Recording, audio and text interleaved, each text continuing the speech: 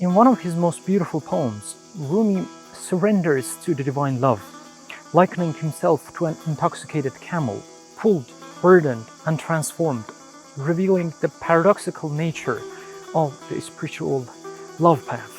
باز نگار می کشد چون شتران مهار من یار کشیست کار او بار کشیست کار من.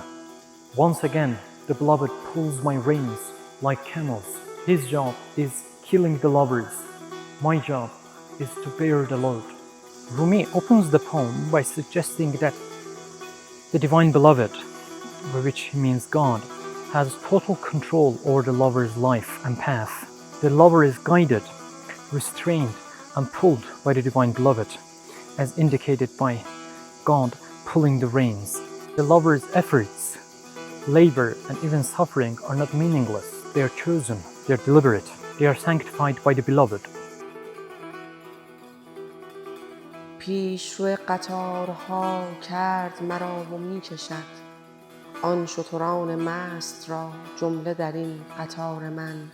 He placed me ahead of the caravan and now draws forth those intoxicated camels all within my caravan. اشتر مست او منم خار پرست او منم گاه کشد مهار من گاه شود سوار من. I am his intoxicated camel. I'm his thorn lover. At times he pulls my reins.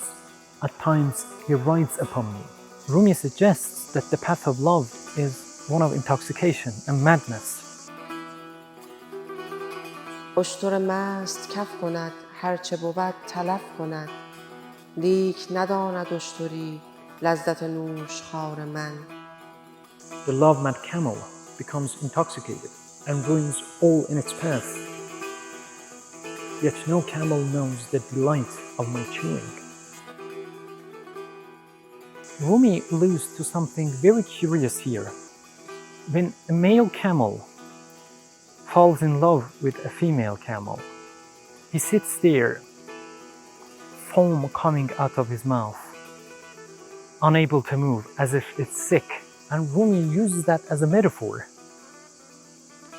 He says, the lover of the divine beloved is like an intoxicated camel from whose mouth foam comes out, who becomes ill on this path, who submits everything to the divine beloved. Looked from outside, the lover looks sick, as if he or she is suffering. But Rumi says, nobody knows the delight I am having from this. The love-mad camel is selfless, is intoxicated, ruins everything on its path, suggesting that mystical journeying is not always a calm journey. There is disruption, there is upheaval, there are ups and downs. Only those who have tasted divine love can understand its ecstasy. اشتر مست کف کند هرچه بود تلف کند.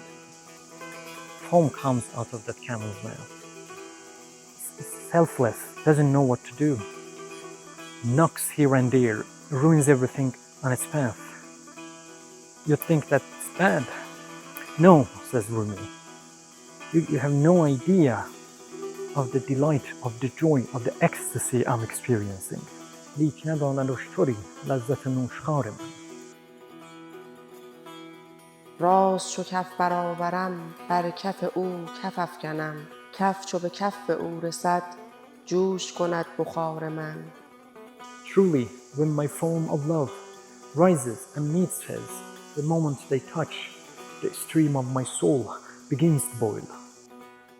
کار کنم چو کهتران بار کشم چو اشتران بار که می کشم ببین عزت و کار و بار من. I work like the lowliest, I carry loads like camels. Yet look whose load I carry, see the honor of my burden. You look at me, says Rumi, and you see that I'm carrying this and that load, I'm carrying heavy loads. You think it's bad, you think I'm in pain, I'm suffering. Wrong, he says. Look whose load, look whose burden I'm carrying. What an honor this is. to carry the load and the pain and anything that my beloved sends me. I love this effort. I even love the challenges that he has sent me. This doesn't invite pessimism, but there are problems that we have and are here to stay. And in the face of such problems, when we say, oh, what a joy it is, because I know where it comes from.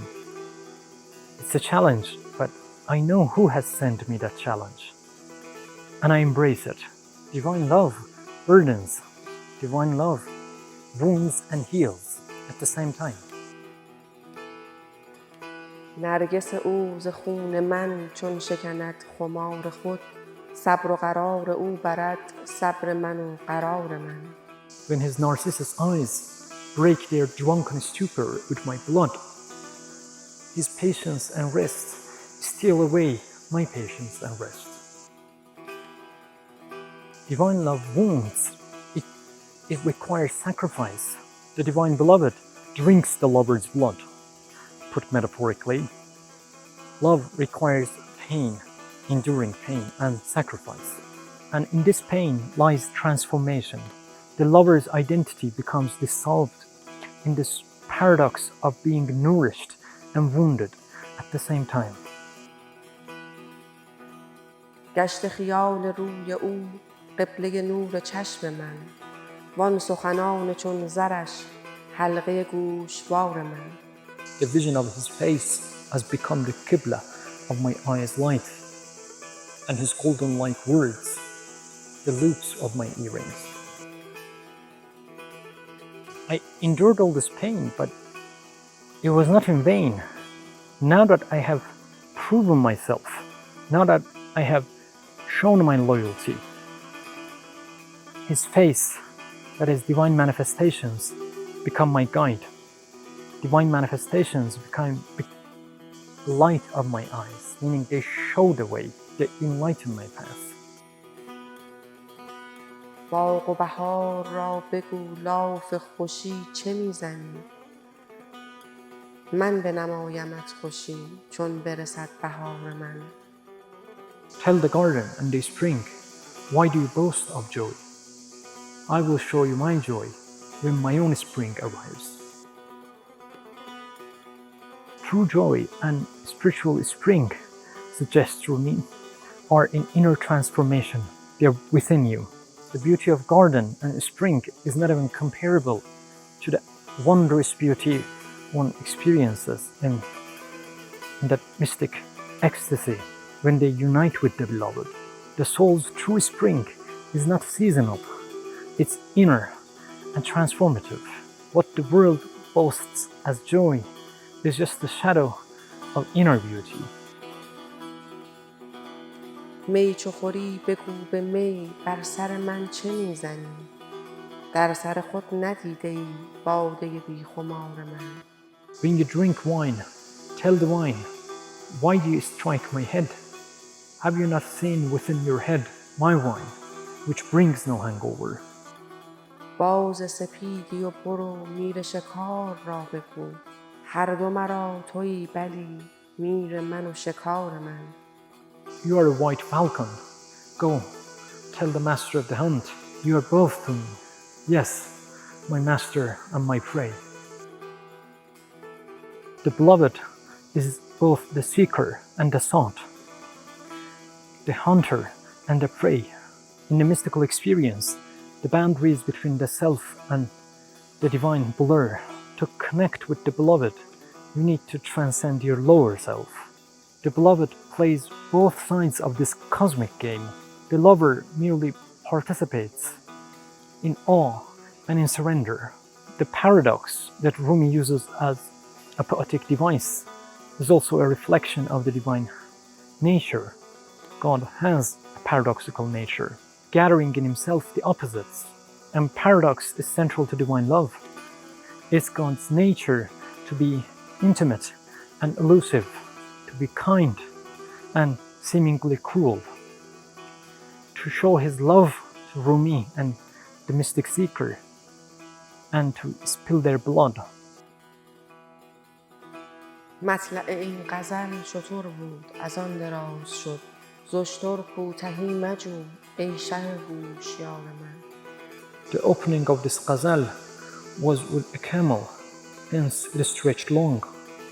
Do not ask a camel for brevity, O my sober king. Mystical truth is long, layered, and cannot fully fit into short logical structures. Like the camel's thirst for divine wine, the poem too is long and unwielding. It resists brevity, says Rumi. The sober rational mind, Rumi suggests by O my sober king, cannot request linear clarity from divine poetry, from mystic poetics. The form of the poem reflects its mysterious content, prolonged, circular, and rhythmic. In this poem, Rumi suggests that the beloved's identity is defined per their relationship with the divine beloved. The lover is the camel, the laborer, the blood offering, and the ear to divine words. Rumi implies that even service becomes a source of dignity when connected to the divine beloved, when pointed at the divine beloved. The lover is not independent. All the meaning flows from the beloved.